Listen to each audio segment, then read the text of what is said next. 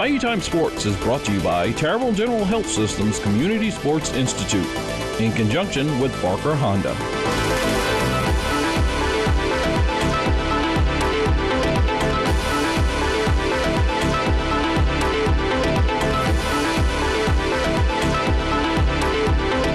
Good afternoon, everyone. Pleasure to be back here talking football here at SEC Media Day.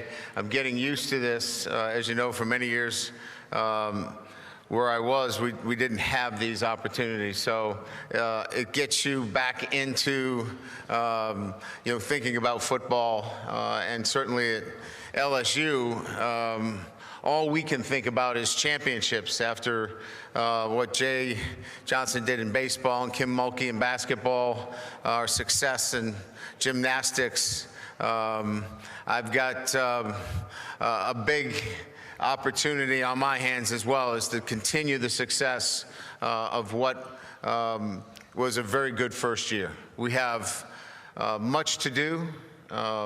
Progress needs to continue to be made in the best conference in all of college football. So that will not be easy. But we're excited about what we've done in a very short period of time.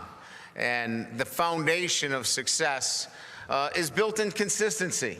Alabama and Georgia continue to hold that mantle of consistency in terms of playing for championships. And that's what we'll be looking to be at LSU, is playing for championships consistently year in and year out. And you don't do it by just being a one and done. You got to be able to do that over a period of time.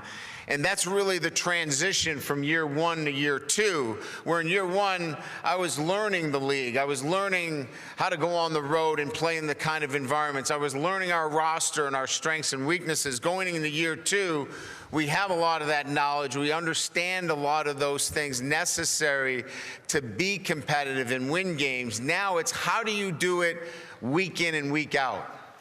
And for us, that's what our team now has been focused on. The little details of how they do their work, what they do in the classroom has so much to do with what they do on the football field, how they live their lives, what they put in their bodies, how they train. All of those things matter on a day-to-day basis when you're talking about consistency with your process. And so where we are in year two is that we have a football team that's coming. They're moving in the right direction. We still have some weaknesses that we're working on. We still have some roster development that still needs to take place. I think the exciting parts are keeping your staff together, and the continuity of our staff with our coordinators and leadership is in place. That will make it for seamless communication as it relates to our day-to-day. But going into this season, it certainly is going to be a great challenge for us as we open up against an outstanding Florida State team, which will challenge our football team. But it also motivates us on a day-to-day basis when we're out working in the cool breezes of Louisiana. That was a joke. It's been as hot as I can ever remember training a football team. So we have to be very conscious and safety concerns relative to how we train and take care of our football team going into it. But they're highly motivated because of that opener against Florida State. And then we get a chance to play against HBCU, the great team at Grambling, and the great Eddie Robinson's program. We're excited about that opportunity, an in-state team for us. And then on the road at Mississippi State, and we're off and running with SEC in 2023. So again, on behalf of Scott Woodward, my athletic director, and our entire staff, we're excited to be here today. And with that, I'll turn it over to our moderator. Thank you, Coach. If you have a question, please raise your hand. Again, please give your name and affiliation. And we'll start with questions, Coach, right in front of you, about 4 rows back. Hey, Brian, Colin Wilson with the Action Network. Last year, I was the first to ask you about your offensive line. It had some inexperience. That offensive line ended up #1 in stuff rate, #1 in line yards. This year you lose 60% of your pass breakups. Did the transfer portal, which was ranked #1, did that address those issues about losing guys in the secondary and the back seven? So again, I think, when we talk about areas within your program that you're coming but you're not there yet, when you have to dip into the transfer portal, and this is just my perspective, when you have to dip into the transfer portal and bring in that many guys on defense, that's an area of concern because you really don't know what you have until you play against Florida State. So there are going to be a number of new players back there. We do have some returning players that we're excited about back there. Bricks and Burns in particular are two veteran players that are going to help us a lot back there. But look, that was an area of concern. We're a team that needs to get off the field on third down. We did not do a very good job of that last year. That's going to have to change, and it'll start in that particular area. Coach, we'll go over here to my left on the second row. Coach, Mitch Gibbs, WGSO Radio. My question is, how important is a running game going to be to your success this year? What are your expectations, and what effect would that have on your quarterback position? So when we talk about a running game, what I've always wanted to do from an offensive structure is create physicality at the line of scrimmage. So we want to be a physical. We do not want to be a finesse running team. We want physicality at the point of attack. So when we're talking about a running game, if you're going to put 8 guys on the line of scrimmage or 9 guys on the line of scrimmage, you're going to limit our opportunities. We're going to have to throw the ball really well.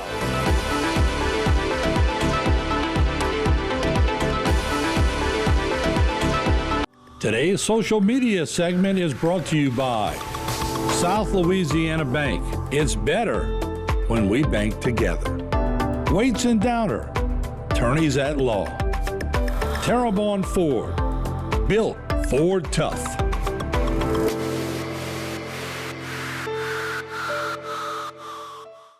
Bayou Time Sports is brought to you by Terrebonne General Health Systems Community Sports Institute in conjunction with Barker Honda.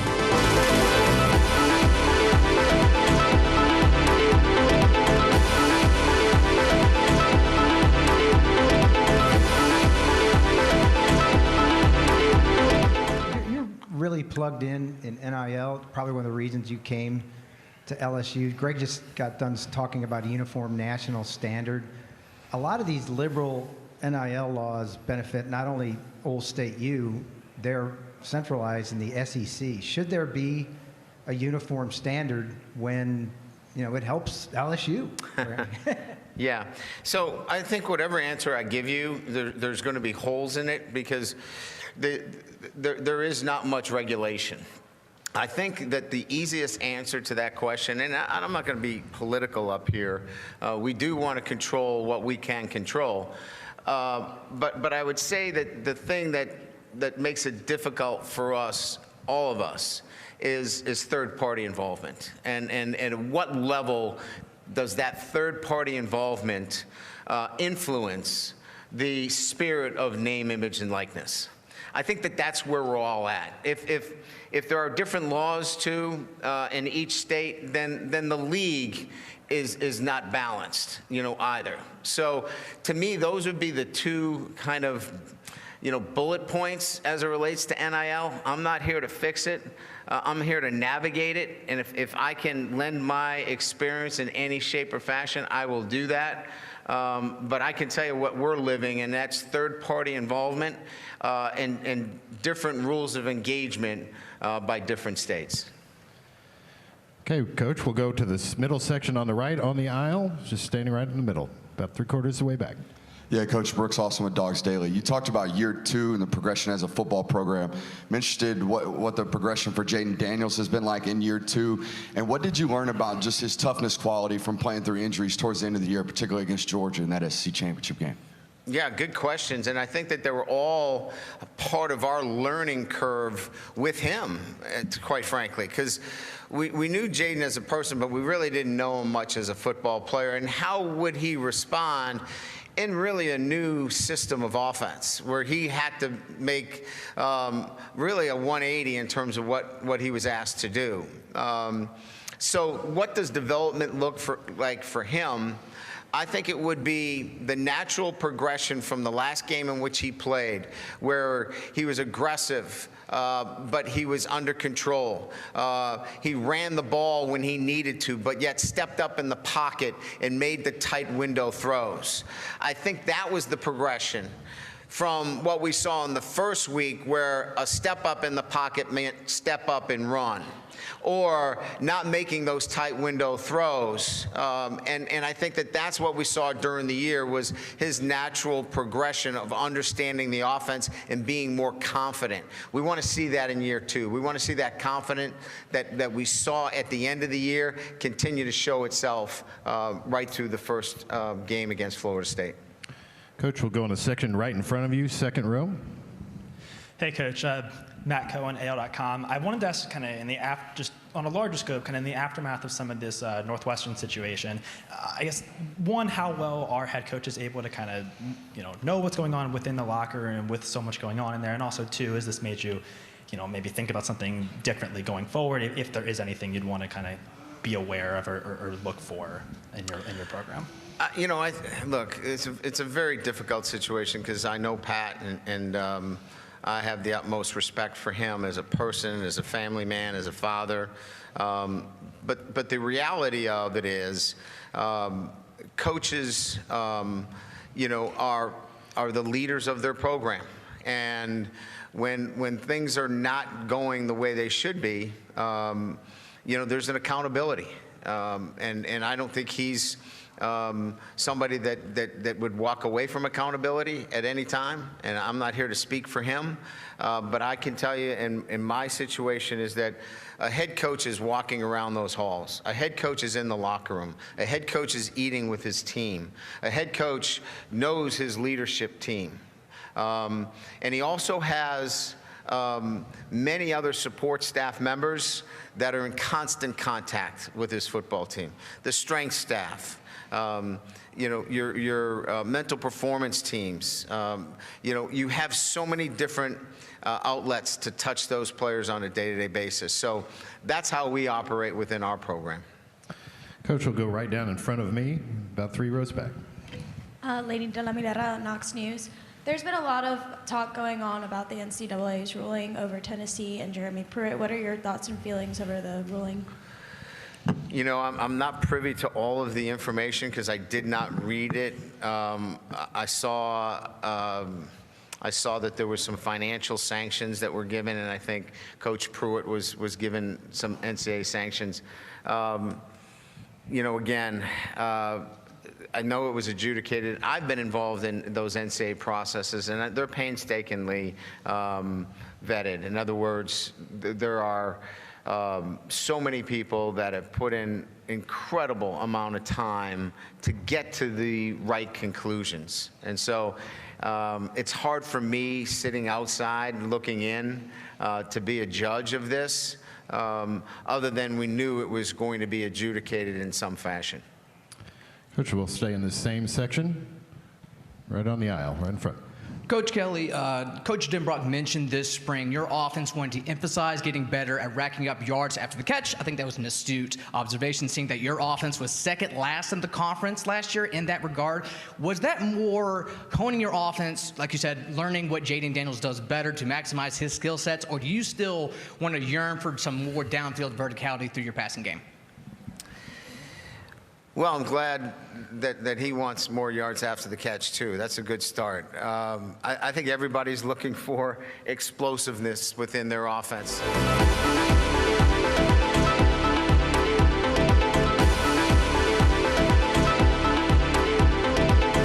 Today's social media segment is brought to you by Terrebonne General Health Systems, modern technology, and timeless caring.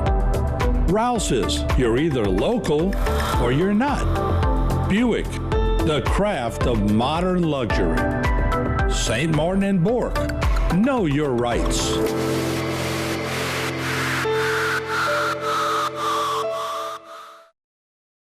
Bayou Time Sports is brought to you by Terrible General Health System's Community Sports Institute in conjunction with Barker Honda.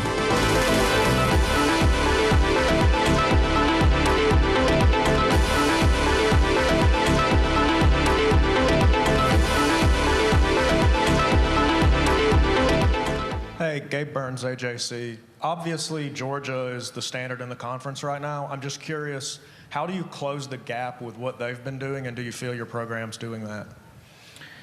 You know, it's a measurement of, you know, for everybody in here to see it on the field, right? That's how everybody measures, is the gap closing. You know, what's the score of the game? What's the eye test tell me?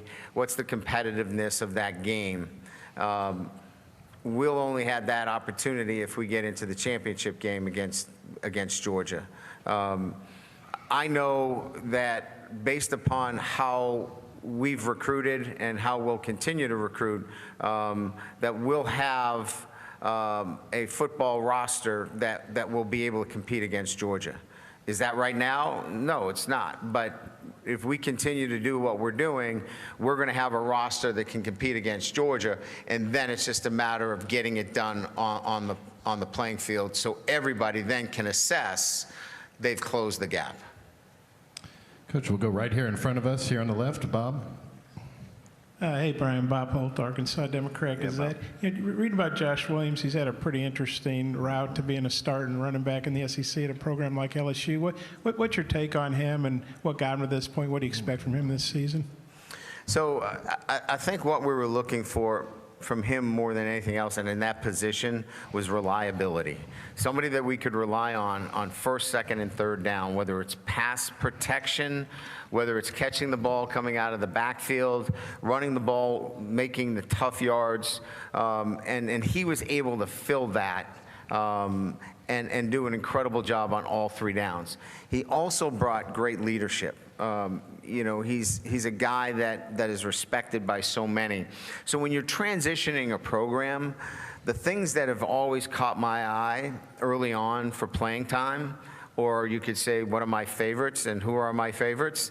Guys that can stay on the field, guys that are reliable, guys that you can trust, and then can be productive when they get the chance. And Josh was that, and he was a great leader off the field. Coach, will go straight in front of me, 3 rows back. Coach, in year one, you guys were all over the place. You lost to a team that didn't make a bowl game in Texas A&M. You came one point from beating Alabama, but you still won the West. Given your comments about Jaden Daniels earlier, are you committing right now that he is your starter for game one? And also, have you worked on your recruiting accent for the 2024 cycle? I think my accent's pretty good, and it's gotten better, you know, throughout the recruiting process. It depends on where if I'm in northern Louisiana or southern Louisiana, sometimes I get over Lake Charles, it's got to change a little bit. But Jaden's our starter. He'll start, but he'll have to continue to improve and progress, because Garrett is getting better every single day as well. So you want to talk about great competition? It's about as good as a head coach could hope for at the quarterback position. So Jaden's the starter, but he's got to have a great camp. He's got to continue to progress. He's got to continue to work. He's got to continue to move forward, because the guy right there as well, he wants to take his job in the right way. They've got a great relationship, but he wants his job too. So I think that's a really positive situation. Okay, we'll stay right here in front of me, second row. Tom. Hey, Brian. Tom Murphy, Arkansas Democrat Gazette. Wanted to ask about the impact of a healthy Mason Smith at D-tackle, and just your front seven. Will Harold Perkins have more versatility in your packages this year? Yeah, so getting a guy like that back changes a lot of things, because, you know, last year it was a double fan situation. You could slide the center guard tackle to one side and really be 3-on-2 on one side to him. You could add a back to the other side because we really didn't have an inside guy that could win every single one-on-one matchup. Mason will win those one-on-one matchups. So if you're gonna do that and protect the edges on every play against what we feel are going to be some guys that can come off the edge, and Harold Perkins in particular, you're going to leave him singular inside, and we think he could have an incredible year if that's the case. Once you decide now that you're going to leave two guys on him inside, you get some singular matchups on the outside. That's where he becomes a huge presence for us this year. Coach, we'll go over here to our right on the far section. Others? Right here. Coach, Chris Phillips' Spurs Up Show. You guys made a splash in the portal, landing Logan Diggs, the transfer running back. Just talk about what he means for your offense, what you like about his game, and how you think he can assist Jaden Daniels in your offensive attack this year. Yeah, his ability to catch the ball coming out of the backfield. We like his versatility. He played really well at Notre Dame when he was given the opportunity. He was a little bit I think limited with a hamstring last year. We saw how he played against South Carolina with the big run. But he's a very talented player in all areas. Very smart. Will be kind of what I talked about with Josh. He can play on all three downs. He's tough. He's physical. He's a big back, and with speed, vision. It just adds to that room with experience, and that's kind of what we were looking for. Coach, we'll go back over here in front of me, about 3/4 of the way back on the aisle. Yep. Go ahead. Yeah. Michael Casagrande, AL.com. Just wonder, what were your thoughts on the potential impact of AI could have on football game planning? It's an intriguing opportunity. I think there's room for it. I think it has some intriguing opportunities in recruiting. We spend a lot of time on profiles.